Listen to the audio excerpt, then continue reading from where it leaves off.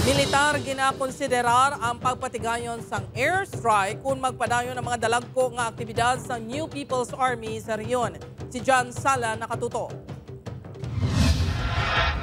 Mismo ang mga anay kaupod sa hublag sang apat ka mga napatay kag isa nga pilason nga miyembro sa Southern Front Committee Riyon Panay ang nagtuwad sa militar sang ila mga ngalan kag alias. Ginkilala mga napatay nga sa alias Kira o Conchina, residente sang Barangay Manampunay, Leon, Iloilo, alias Mike o Jaguar nga squadron leader sang Madyaas Platoon kag residente naman sang Barangay Alegre si Baste Antique, alias Kim nga residente man sang Barangay Alegre si Baste Antique.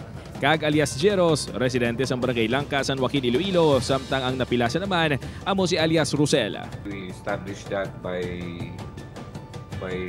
the former rebels. Alam mo naman, paano natin yon malalaman even sa pag-enter nila ng revolutionary movement, they use aliases to hide their real identities.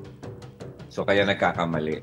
But it's as much as possible we establish ang mga pangalan. Sino sa intelligence monitoring sang militar nagapatigayon sa isa kadakong aktibidad ng rebelde nga grupo sa lugar antes sang enkwentro. Posible nga may eleksyon sang bagong leader o kung nagapatigayon sa extortion activity, pagpanghaylo nga magupod sa hublag o kung consolidation activities. Pandam sang militar panangilitan nga may mamonitor pa sila nga dalagkong aktibidad sang rebelde nga grupo mangin mas dako ang ila opensiba batok sa ila.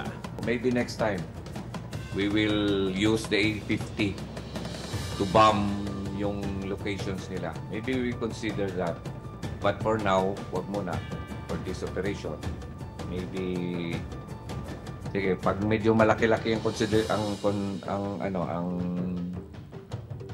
consolidation nila or ang nagrupo, we will consider using yung airstrike. Upo kay Hans Desierto, John Sala, One Western Visayas.